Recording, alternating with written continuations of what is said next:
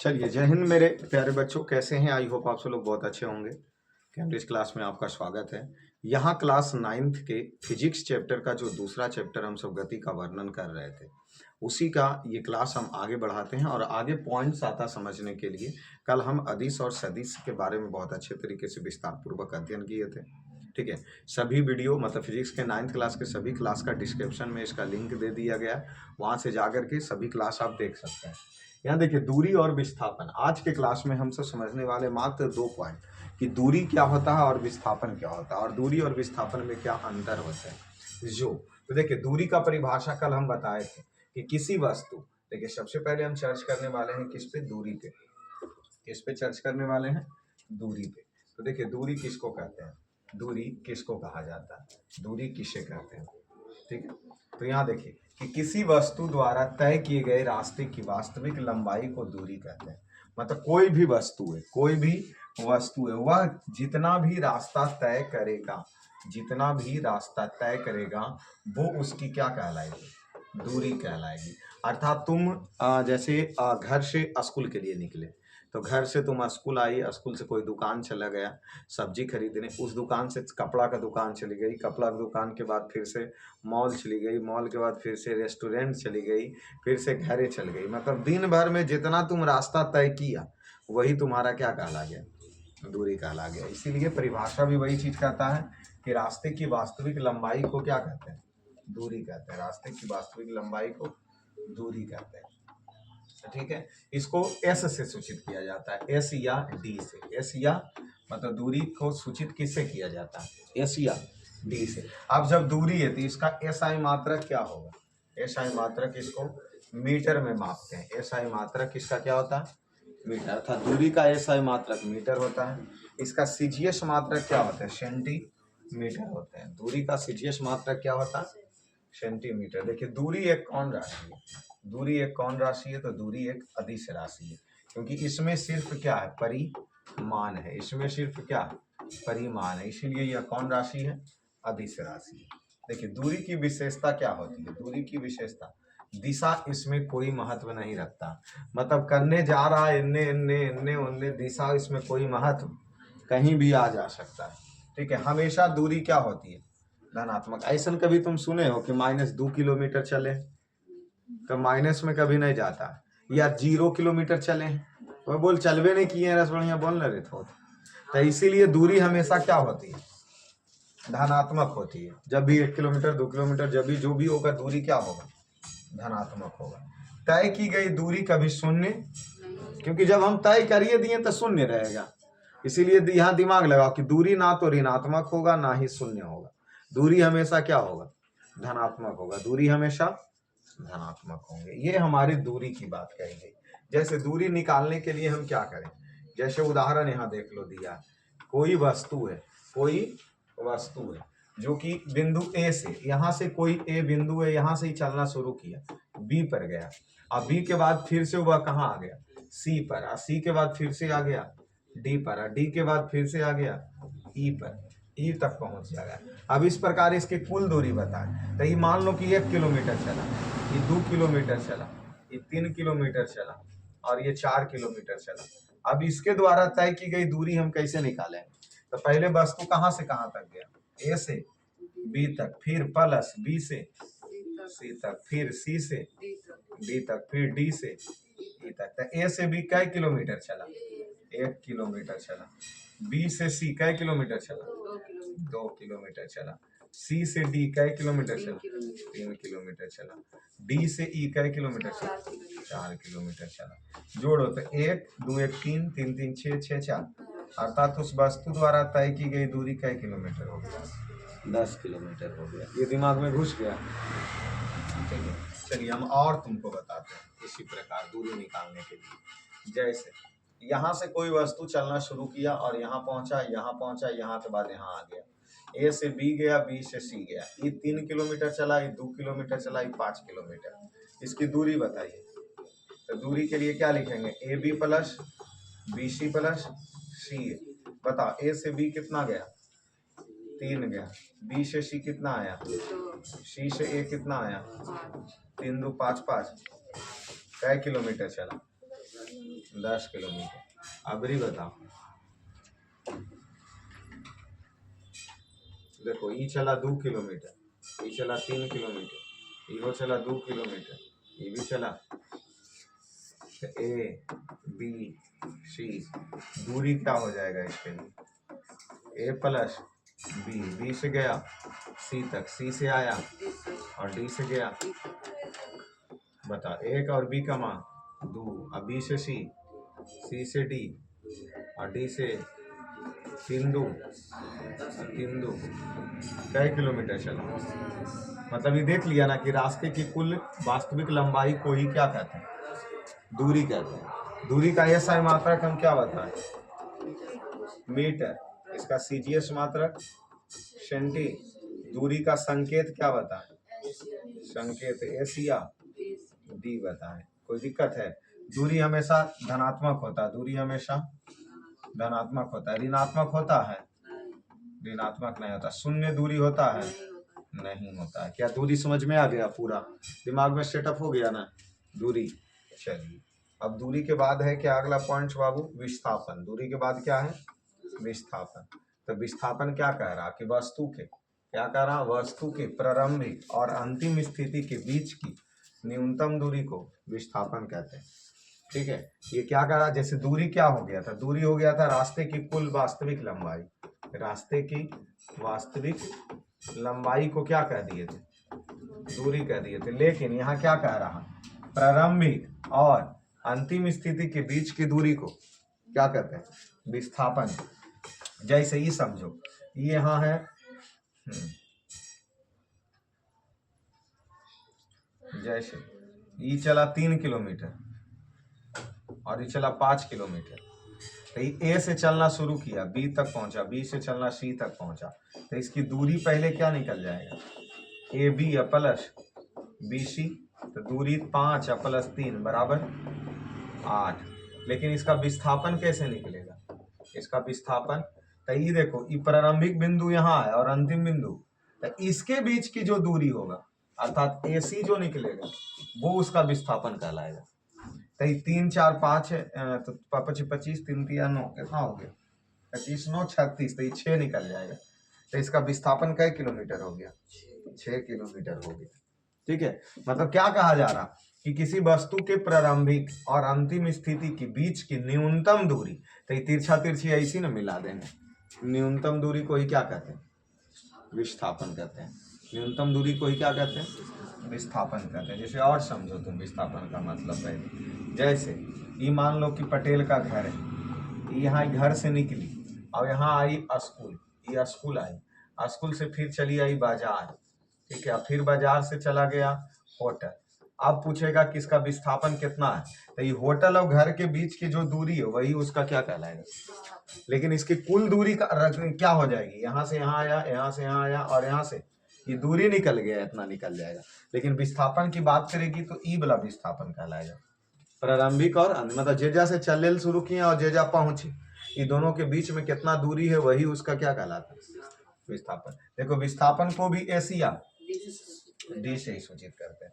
विस्थापन भी तो एक प्रकार की दूरी ही है ना, तो इसका भी एसआई मात्रक क्या होता है? मीटर। और विस्थापन का सीजीएस मात्रक सेंटीमीटर। ई एक कैसन राशि है? सदिश। लेकिन वो एक कैसन राशि था? अदिश राशि था। इसीलिए दिमाग में बैठा लेना कि दूरी कैसन राशि है? अदिश राशि है। जबकि विस्थापन कैसा राशि है? विस्थापन कैसा राशि है? सदिश राशि है। विस्थापन कैसा राशि है? सदिश राशि। तो विस्थापन की विशेषता क्या इसमें बता रहे हैं कि इसमें दिशा का महत्व होता है और यह क्या होता है? धनात्मक भी होता है, ऋणात्मक भी होता है और शून्य भी हो सकता है। लेकिन दूरी हमें नहीं होता, दूरी सिर्फ क्या होता है? धनात्मक होता है। लेकिन विस्थापन है जो धनात्मक, ऋणात्मक और शून्य भी। विस्थापन हमेशा दूरी से कम या बराबर हो सकता है। विस्थापन हमेशा दूरी से कम या बराबर हो सकता है। ठीक है, यहाँ देख लीजिए, जब कोई ट्रेन पी है जो क्यू से चलना शुरू किया तो ये वही विस्थापन है, वही कुल दूरी और विस्थापन। जैसे यहाँ देख लो, ये क्या कर रहा है? ये ए बिंदु है, ए जब दिल्ली है, अब बी पर कोलकाता है, तो ये 1500 किलोमीटर की दूरी है। तो अभी की कह रहा कि ट्रेन गया और फिर वापस चला आया, तो इसकी दूरी क्या हो गई? तो पहले गया और जाके फिर से, तो ए बी की दूरी कितना हो गई 1500 किलोमीटर, फिर वापस आ गया तो कई किलोमीटर हो गया 3000 किलोमीटर हो गया। लेकिन विस्थापन इसका क्या हो गया, ये जब गया और फिर आ गया तो विस्थापन 0 हो गया, क्योंकि जे से चलने शुरू किया था वो जे चलाया तो विस्थापन क्या हो गया। तो ये दिमाग में बैठ गया ना विस्थापन भी, कि किसी वस्तु के प्रारंभिक और अंतिम, क्योंकि बीच की न्यूनतम दूरी को क्या कहते हैं, और दूरी और विस्थापन में यहाँ क्या है अंतर।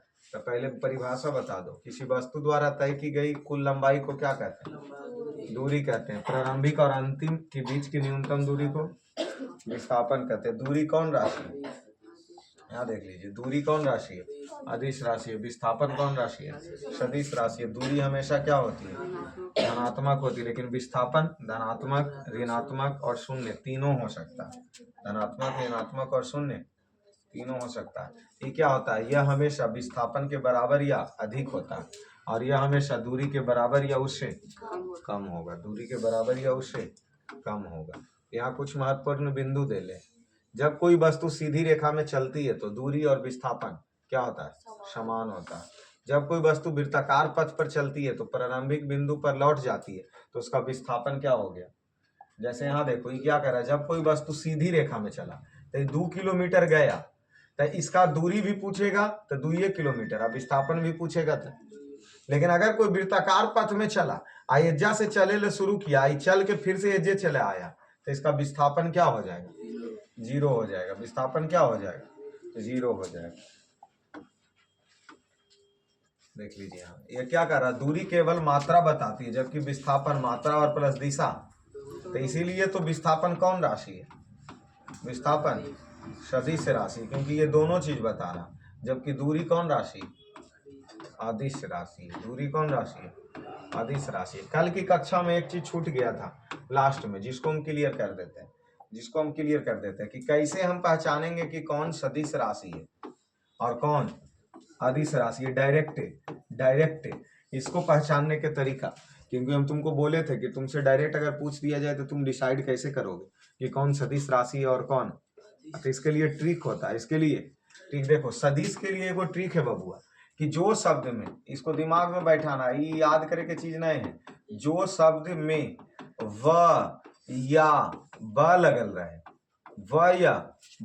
रहे, वो हमेशा कौन राशि होता है। लेकिन एगो अपवाद खली है, एगो अपवाद है, कौन सी, भार में ब नहीं है, लेकिन ये फिर भी कौन राशि है। बाकी जितना भी, जैसे देखो तुमसे पूछ दे त्वरण कौन राशि है, तो तुम कहना त्वरण में ब लगल है, सदिश राशि है। ऐसे पकड़ना है, तुम हम समझते जाओ हम जो बोलना चाह रहे हैं। फिर हम बोलेंगे बल, तो ब में ब लगल है। संवेग ब लगल है। फिर हम बोलेंगे आवेग, फिर बोलेंगे विश्व, तो ब लगल है। मतलब जेरा में ब और ब लगल रह जाए वो कौन राशि। लेकिन सिर्फ एगो कौन सी भार है, जेरा में ब नहीं या ब नहीं लगल है, लेकिन फिर भी कौन राशि है। उसी प्रकार इन्हें अदिश के तरफ, जिसमें व या ब नहीं रहे, लेकिन अपवाद एकरो है, लेकिन अपवाद है कि व और ब रहने के बावजूद भी 5 गो है जो अदिश राशि है। सिर्फ जैसे एगो भार के तुम याद कर लो कि भार में व नहीं लगल है, लेकिन फिर भी कौन राशि है, सदिश राशि है। उसी प्रकार इसमें व और ब नहीं लगल है, वो कौन राशि है, तो कौन कौन। जैसे पूछ दे कार्य व है इसमें, तो कौन राशि। दूरी इसमें व है, तो कौन राशि। ऊर्जा इसमें दूरी ही है, कार्य दूरी ऊर्जा, ठीक है, इसमें नहीं रहे ब। तो इसी प्रकार और भी रहेगा जिसमें ब और ब नहीं रहेगा, तो कौन राशि। लेकिन ये अपवाद वाला 5 को पढ़ो, दाब, द्रव्यमान, आवेश, आवृत्ति। हाँ, यही तो 5-6 को याद करना, दाब, द्रव्यमान, आवेश, आवृत्ति, विद्युत धारा। दाब, द्रव्यमान, आवेश, आवृत्ति, विद्युत धारा। चुंबकीय क्षेत्र 6 को याद रखो कभी, कि इसमें व या ब है, तो इसको खाली याद कर लो कि ब और ब रहने के बावजूद भी कौन राशि है, बाकी जेरा में नए ब और ब लगल रहेगा उस सब है कौन राशि? ठीक है ना, कि जिसमें व और ब रहे वो कौन राशि? सदिश राशि। और जिसमें व और ब नहीं रहे वो कौन राशि? सिर्फ अपवाद में इसमें 6 गो और इसमें अपवाद में 1 गो। इसको लास्ट में नोट कर लेना। अब तुमसे डायरेक्ट पूछ दिया जाए, जैसे बुक लाओ तुम, अब डायरेक्ट तुमको पूछ दिया जाए।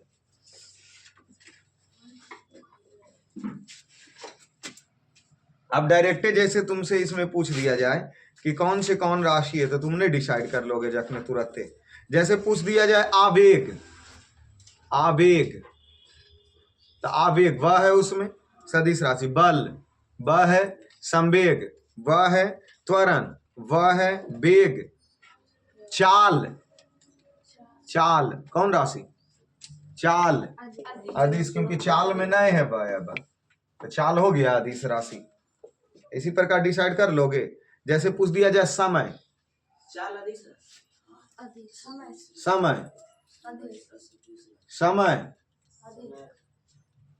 समय रे थोथ है रे, समय में ब है रे, तो नहीं है तो कौन राशि? आदिश राशि। हम की बोल रहे हैं, वो अक्षर में ब नहीं लिखा रहना चाहिए। पूछ दे शक्ति, कहने लिख दे आदिश देने की सदिश देने, तो शक्ति, क्योंकि शक्ति में ब और ब है नहीं है, तो जन नहीं है वो आदिश देने। आओ पूछ दिया जाए ऊर्जा तो लिखिए दिए, कार्य लिखे, ताप पूछ दिया जाए कैसे? क्योंकि इसमें भी तो ताप। अब पूछ दिया जाए लंबाई आदिश राशि है, लंबाई इधरे आ जाता है। हाँ ठीक है। अच्छा, अब तुमसे पूछ दिया जाए, इधर तो लिखिए ना दिए हैं बाकी, अब कुछ नहीं पूछा जाए। समय, द्रव्यमान, शक्ति लिखिए दिए, ऊर्जा लिखिए, आयतन